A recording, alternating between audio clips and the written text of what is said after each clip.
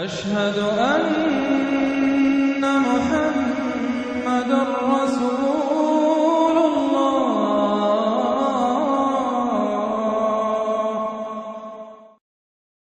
الآلہ نام، پہلی ہی آیت سبح اسم ربک الآلہ کے لفظ الآلہ کو اس سورہ کا نام قرار دیا گیا ہے۔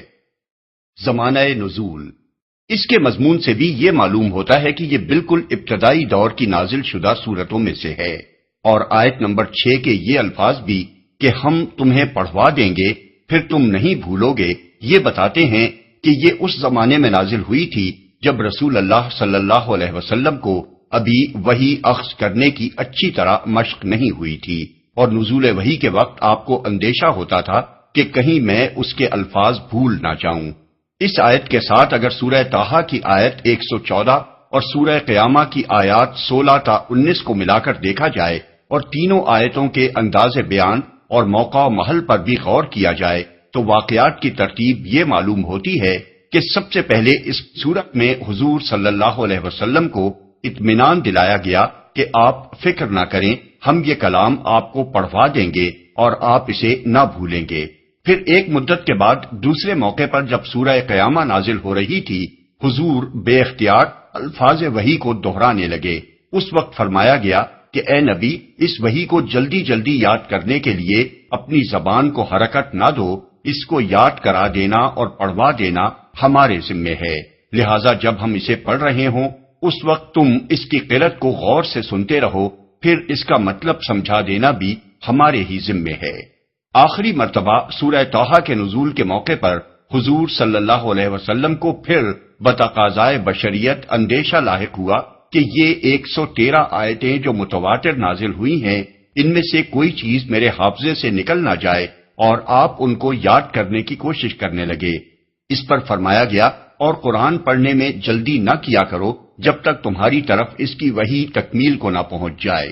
اس کے بعد پھر کبھی اس کی نوبت نہیں آئی کہ حضور صلی اللہ علیہ وسلم کو ایسا کوئی خطرہ لاحق ہوتا، کیونکہ ان 3 مقامات کے سوا کوئی چوتھا مقام قرآن میں ایسا نہیں ہے جہاں اس معاملے کی طرف کوئی اشارہ پایا جاتا ہو۔ موضوع اور مضمون، اس چھوٹی سی سورہ کے 3 موضوع ہیں: توحید، نبی صلی اللہ علیہ وسلم کو ہدایات، اور آخرت۔ پہلی آیت میں توحید کی تعلیم کو اس ایک فقرے میں سمیٹ دیا گیا ہے کہ اللہ تعالیٰ کے نام کی تسبیح کی جائے، یعنی اس کو کسی ایسے نام سے یاد نہ کیا جائے جو اپنے اندر کسی قسم کے نقص، عیب، کمزوری یا مخلوقات سے تشبیہ کا کوئی پہلو رکھتا ہو،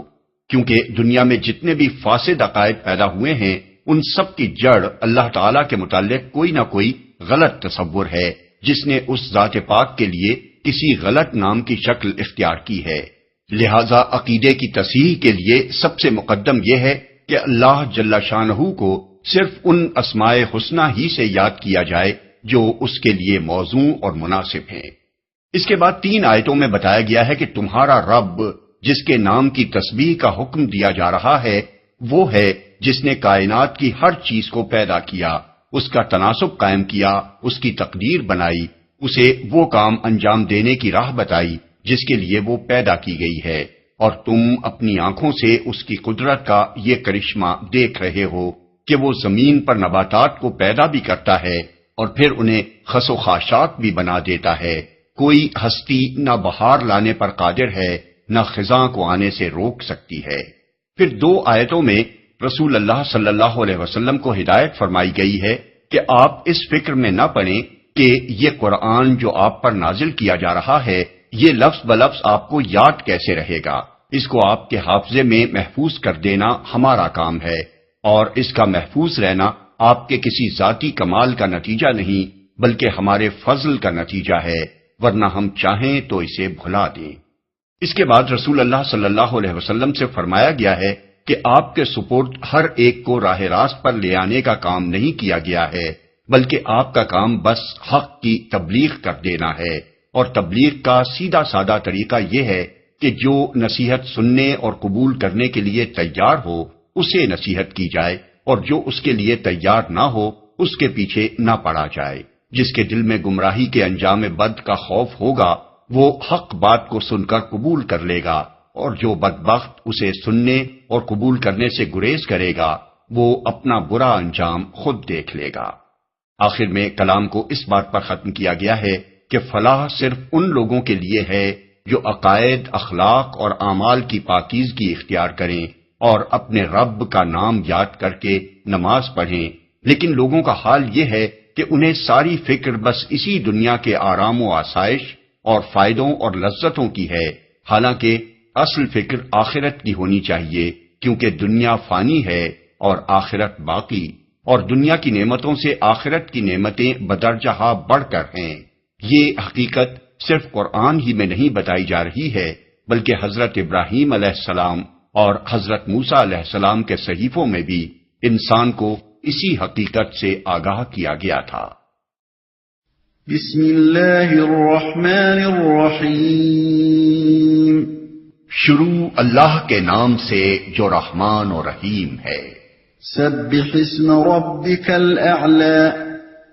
الذی خلق فسوى والذی قدر فہدى والذی اخرج المرعى فجعله غثاء احوى۔ اے نبی، اپنے رب برتر کے نام کی تسبیح کرو، جس نے پیدا کیا اور تناسب قائم کیا، جس نے تقدیر بنائی پھر راہ دکھائی، جس نے نباتات اگائی پھر ان کو سیاہ کوڑا کرکٹ بنا دیا۔ تسبیح کرو لفظی ترجمہ ہوگا اپنے رب برتر کے نام کو پاک کرو۔ اس کے کئی مفہوم ہو سکتے ہیں اور وہ سبھی مراد ہیں۔ نمبر 1، اللہ تعالیٰ کو ان ناموں سے یاد کیا جائے جو اس کے لائق ہیں، اور ایسے نام اس کی ذات برتر کے لیے استعمال نہ کیے جائیں جو اپنے معنی اور مفہوم کے لحاظ سے اس کے لیے موزوں نہیں ہیں، یا جن میں اس کے لیے نقص یا گستاخی یا شرک کا کوئی پہلو نکلتا ہے، یا جن میں اس کی ذات یا صفات یا افعال کے بارے میں کوئی غلط عقیدہ پایا جاتا ہے۔ اس غرض کے لیے محفوظ ترین صورت یہ ہے کہ اللہ تعالیٰ کے لیے وہی نام استعمال کیے جائیں جو اس نے خود قرآن مجید میں بیان فرمائے ہیں، یا جو دوسری زبان میں ان کا صحیح ترجمہ ہو۔ نمبر 2، اللہ کے لیے مخلوقات کے سے نام یا مخلوقات کے لیے اللہ کے ناموں جیسے نام استعمال نہ کیے جائیں، اور اگر کچھ صفاتی نام ایسے ہوں جو اللہ تعالیٰ کے لیے خاص نہیں ہیں بلکہ بندوں کے لیے بھی ان کا استعمال جائز ہے، مثلا رؤوف، رحیم، کریم، سمیع، بصیر وغیرہ، تو ان میں یہ احتیاط ملحوظ رہنی چاہیے کہ بندے کے لیے ان کا استعمال اس طریقے پر نہ ہو جس طرح اللہ کے لیے ہوتا ہے۔ نمبر 3، اللہ کا نام ادب اور احترام کے ساتھ لیا جائے، کسی ایسے طریقے پر یا ایسی حالت میں نہ لیا جائے جو اس کے احترام کے منافی ہو، مثلا ہنسی مذاق میں یا بیت الخلاء میں، یا کوئی گناہ کرتے ہوئے اس کا نام لینا، یا ایسے لوگوں کے سامنے اس کا ذکر کرنا جو اسے سن کر گستاخی پر اتر آئیں، یا ایسی مجلسوں میں اس کا نام لینا جہاں لوگ بےہودگیوں میں مشغول ہوں اور اس کا ذکر سن کر مذاق میں اڑا دیں، یا ایسے موقع پر اس کا نام پاک زبان پر لانا جہاں اندیشہ ہو کہ سننے والا اسے ناگواری کے ساتھ سنے گا۔ امام مالک کے حالات میں منقول ہے کہ جب کوئی سائل ان سے کچھ مانگتا اور وہ اس وقت اسے کچھ نہ دے سکتے تو عام لوگوں کی طرح اللہ دے گا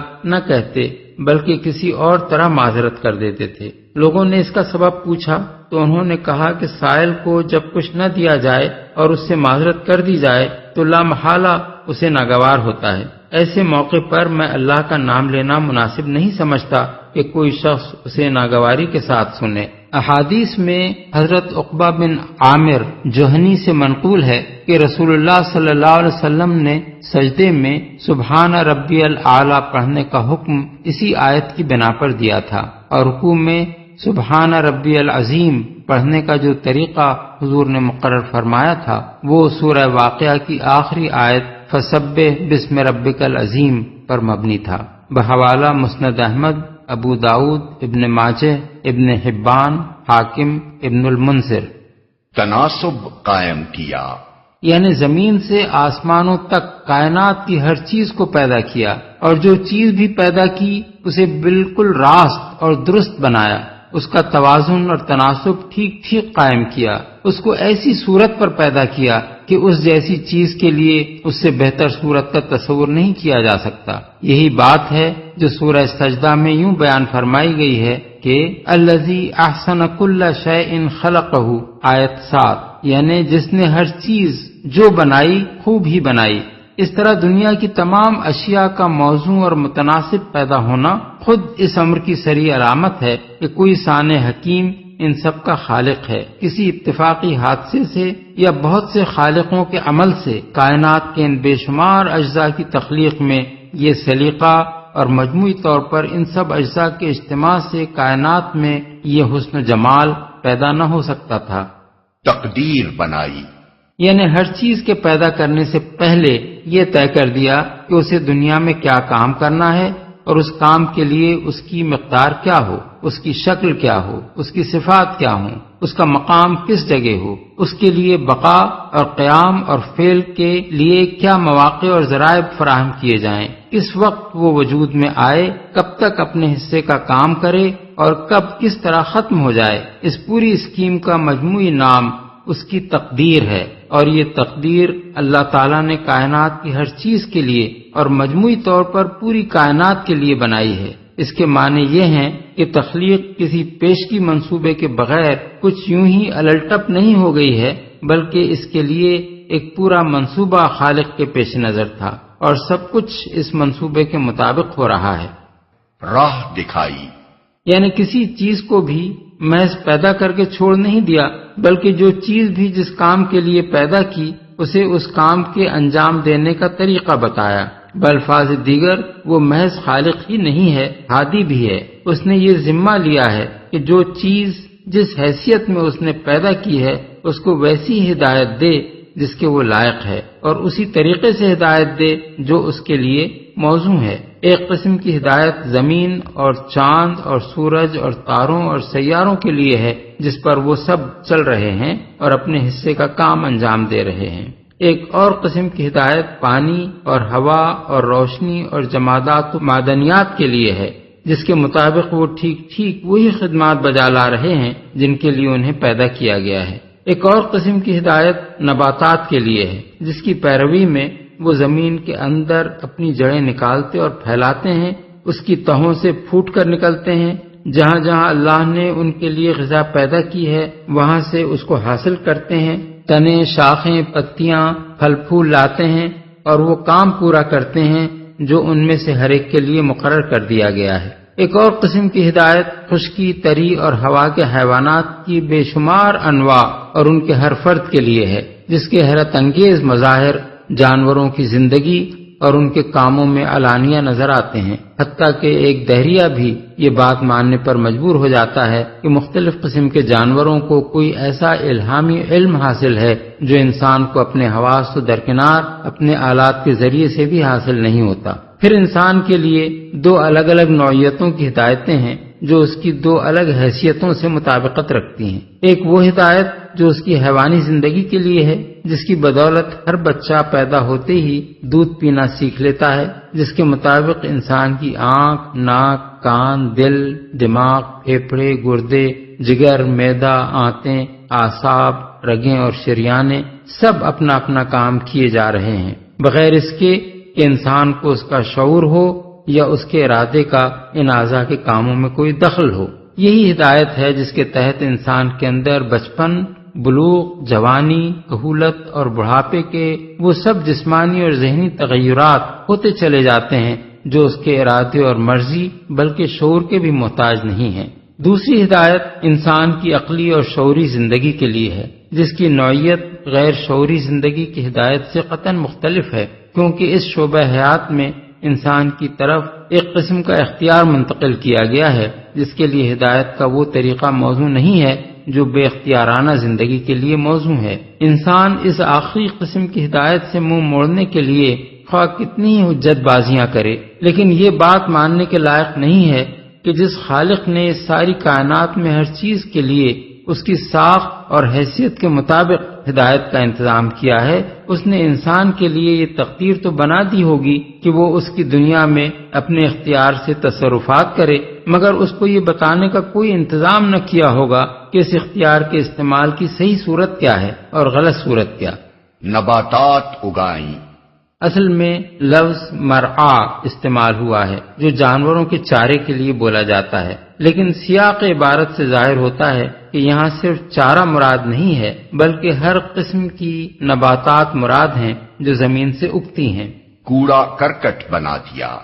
یعنی وہ صرف بہار ہی لانے والا نہیں ہے، خزاں بھی لانے والا ہے۔ تمہاری آنکھیں اس کی قدرت کے دونوں کرشمے دیکھ رہی ہیں۔ ایک طرف وہ ایسی ہری بھری نباتات اگاتا ہے جن کی تازگی و شادابی دیکھ کر دل خوش ہو جاتے ہیں، اور دوسری طرف اسی نباتات کو وہ زرد، خشک اور سیاہ کر کے ایسا کوڑا کرکٹ بنا دیتا ہے جسے ہوائیں اڑاتی پھرتی ہیں اور سیلاب خس و خاشاک کی صورت میں بہا لے جاتے ہیں۔ اس لیے کسی کو بھی یہاں اس غلط فہمی میں نہ رہنا چاہیے کہ وہ دنیا میں صرف بہار ہی دیکھے گا، خزاں سے اس کو سابقہ پیش نہیں آئے گا۔ یہی مضمون قرآن مجید میں متعدد مقامات پر دوسرے انداز میں بیان ہوا ہے۔ مثلا ملاحظہ ہو سورہ یونس آیت 24، سورہ کہف آیت 45، سورہ حدید آیت 20۔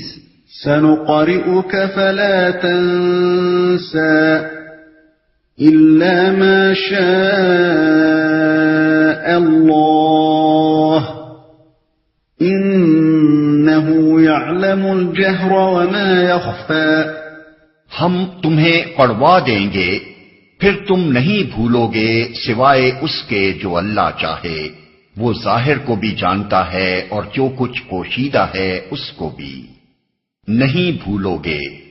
حاکم نے حضرت سعد بن ابی وقاص سے اور ابن مردویہ نے حضرت عبداللہ بن عباس سے روایت نقل کی ہے کہ رسول اللہ صلی اللہ علیہ وسلم قرآن کے الفاظ کو اس خوف سے دہراتے جاتے تھے کہ کہیں بھول نہ جائیں۔ مجاہد اور کلبی کہتے ہیں کہ جبریل وہی سنا کر فارغ نہ ہوتے تھے کہ حضور بھول جانے کے اندیشے سے ابتدائی حصہ دہرانے لگتے تھے۔ اسی بنا پر اللہ تعالیٰ نے نبی صلی اللہ علیہ وسلم کو یہ اطمینان دلایا کہ وحی کے نزول کے وقت آپ خاموشی سے سنتے رہیں، ہم آپ کو اسے پڑھوا دیں گے اور وہ ہمیشہ کے لیے آپ کو یاد ہو جائے گی۔ اس بات کا کوئی اندیشہ آپ نہ کریں کہ اس کا کوئی لفظ بھی آپ بھول جائیں گے۔ یہ تیسرا موقع ہے جہاں رسول اللہ صلی اللہ علیہ وسلم کو وحی اخذ کرنے کا طریقہ سکھایا گیا ہے۔ اس سے پہلے کے دو مواقع سورہ طٰہٰ آیت 114 اور سورہ قیامہ آیات 16 تا 19 میں گزر چکے ہیں۔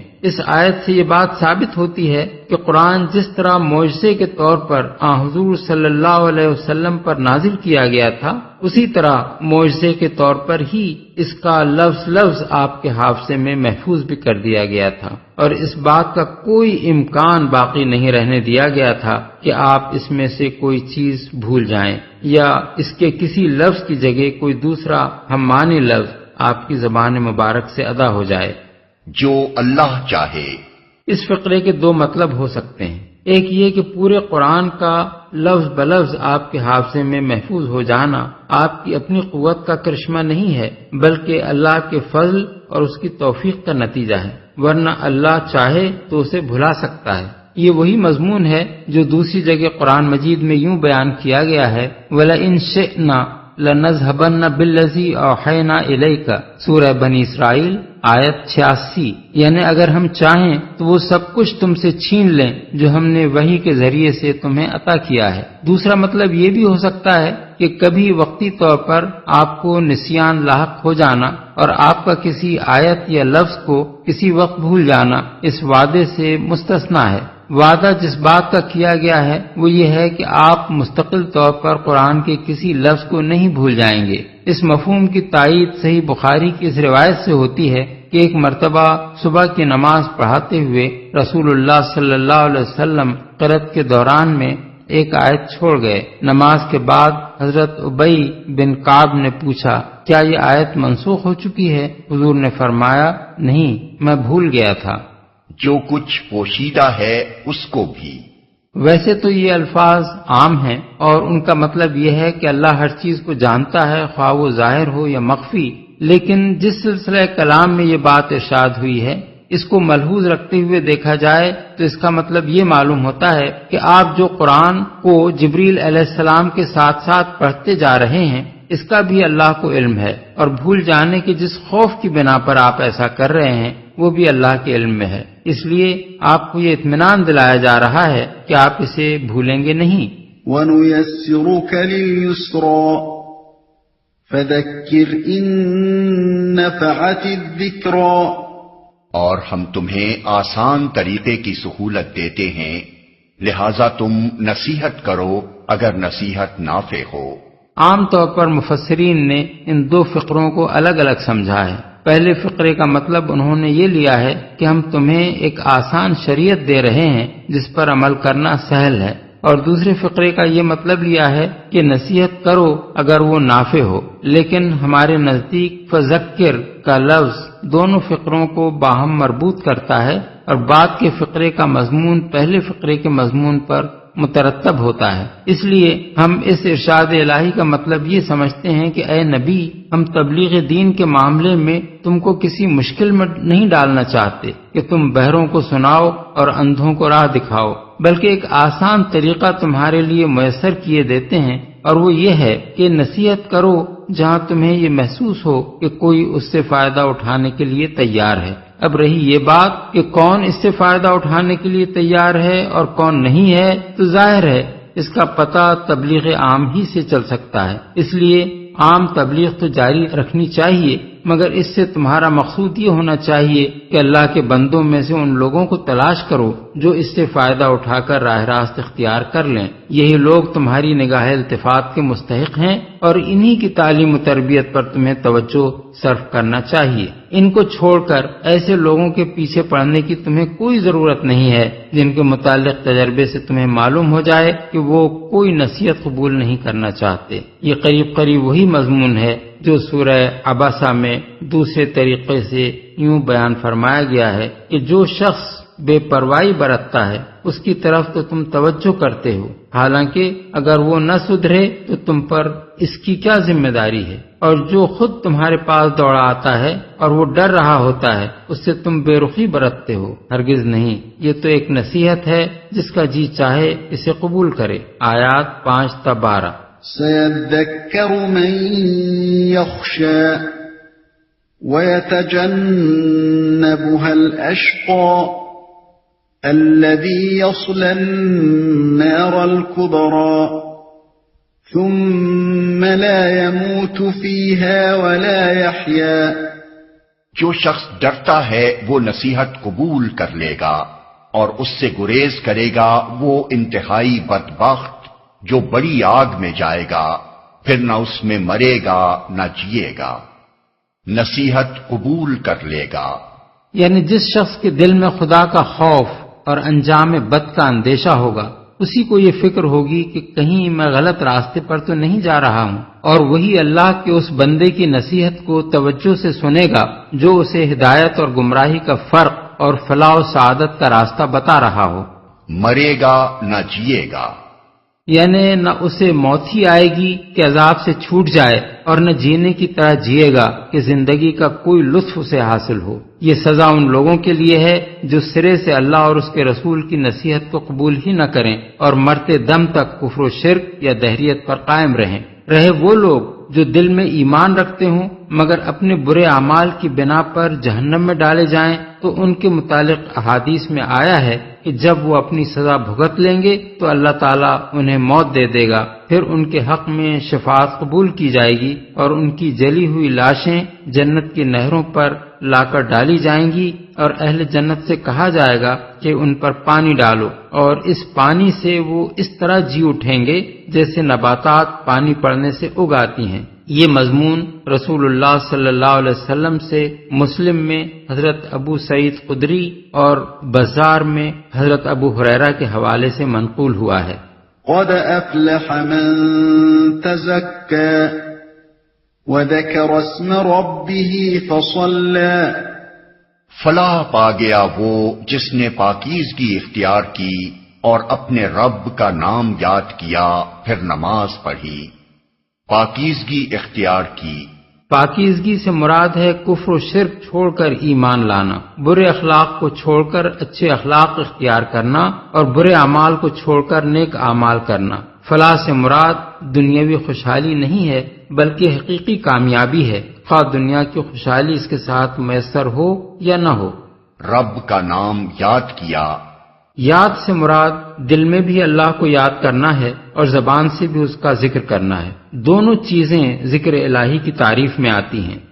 نماز پڑھی، یعنی صرف یاد کر کے رہ نہیں گیا بلکہ نماز کی پابندی اختیار کر کے اس نے ثابت کر دیا کہ جس خدا کو وہ اپنا خدا مان رہا ہے اس کی اطاعت کے لیے وہ عملاً تیار ہے اور اس کو ہمیشہ یاد کرتے رہنے کا اہتمام کر رہا ہے۔ اس آیت میں الگ ترتیب دو باتوں کا ذکر کیا گیا ہے، پہلے اللہ کو یاد کرنا، پھر نماز پڑھنا۔ اسی کے مطابق یہ طریقہ مقرر کیا گیا ہے کہ اللہ اکبر کہہ کر نماز کی ابتدا کی جائے۔ یہ من جملہ ان شواہد کے ہے جن سے معلوم ہوتا ہے کہ نماز کا جو طریقہ رسول اللہ صلی اللہ علیہ وسلم نے بتایا ہے اس کے تمام اجزاء قرآنی اشارات پر مبنی ہیں، مگر اللہ کے رسول کے سوا ان اشارات کو جمع کر کے کوئی شخص بھی نماز کی یہ حد ترتیب نہیں دے سکتا تھا۔ بل تؤثرون الحياة الدنيا والآخرة خير وأبقى إن هذا لفي الصحف الأولى صحف إبراهيم وموسى۔ مگر تم لوگ دنیا کی زندگی کو ترجیح دیتے ہو، حالانکہ آخرت بہتر ہے اور باقی رہنے والی ہے۔ یہی بات پہلے آئے ہوئے صحیفوں میں بھی کہی گئی تھی، ابراہیم اور موسیٰ کے صحیفوں میں۔ دنیا کی زندگی کو ترجیح دیتے ہو، یعنی تم لوگوں کی ساری فکر بس دنیا اور اس کی راحت و آسائش اور اس کے فائدوں اور لذتوں کے لیے ہے۔ یہاں جو کچھ حاصل ہو جائے تم سمجھتے ہو کہ بس وہی اصل فائدہ ہے جو تمہیں حاصل ہو گیا، اور یہاں جس چیز سے محروم رہے تمہارا خیال ہے کہ بس وہی اصل نقصان ہے جو تمہیں پہنچ گیا۔ باقی رہنے والی ہے، یعنی آخرت دو حیثیتوں سے دنیا کے مقابلے میں قابل ترجیح ہے۔ ایک یہ کہ اس کی راحتیں اور لذتیں دنیا کی تمام نعمتوں سے بڑھ کر ہیں، اور دوسرے یہ کہ دنیا فانی ہے اور آخرت باقی۔ ابراہیم اور موسیٰ کے صحیفوں میں، یہ دوسرا مقام ہے جہاں قرآن میں حضرت ابراہیم اور حضرت موسیٰ کے صحیفوں کی تعلیم کا حوالہ دیا گیا ہے۔ اس سے پہلے سورہ نجم رکوع 3 میں ایک حوالہ گزر چکا ہے۔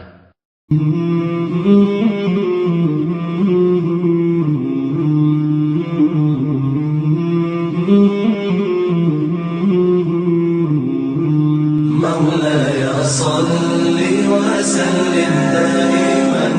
أبدا على حبيبك خير الخلق كلهم